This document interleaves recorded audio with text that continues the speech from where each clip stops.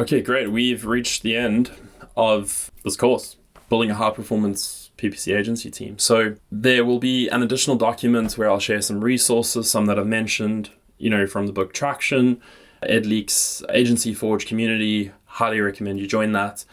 And just other little tidbits that maybe I'll think through in, editing this. So that appendix will have a bunch of links, some really good reads, and maybe I'll add in like Simon Sinek, Leaders Eat Last, and you can get some good reading, some good material to go and build on these different principles. But in conclusion, this course is a distilled version of 7 years of my life running an agency, starting out as a very, very young Andrew who did not know how to manage people, who was very aspirational and wanted to take on the world, but learned that just because you're good at marketing doesn't mean you're good at this people thing.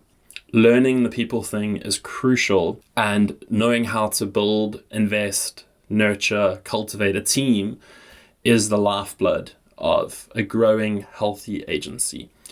If you have any aspirations of exiting an agency, of scaling up a team, of working less than 5 days a week, you want to get down to a 48-hour month, essentially.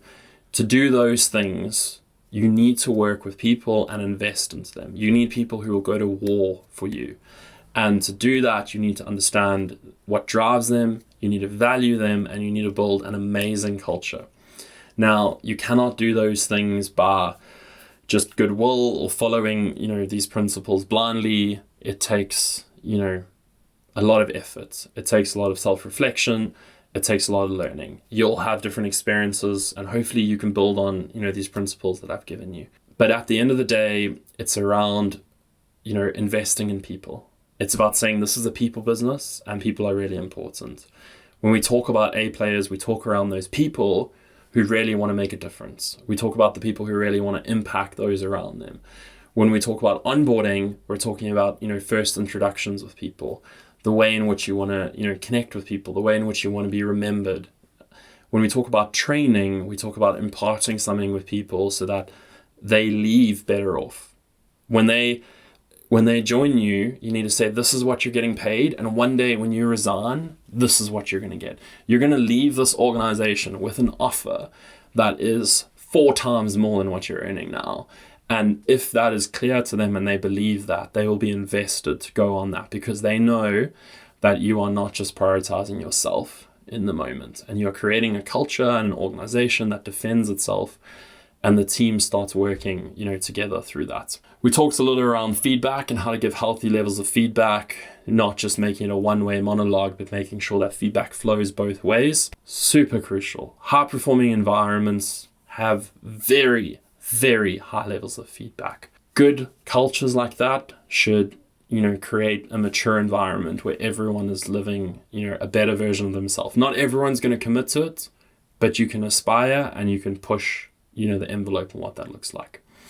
Then we touched on delegated authority and shared responsibility, which probably should be one module. Single shared responsibility was quite a short one, but essentially it's who makes what decisions and how to avoid blame. If there's clarity on job description, clarity on role, on outputs, it works well. And that all sets up your B players. When your B players are not just feeling like they're doing the mundane, boring stuff, but they're actually getting an opportunity to play and an opportunity to, learn, and at just a lower stakes, but still have an output, and they set up for success.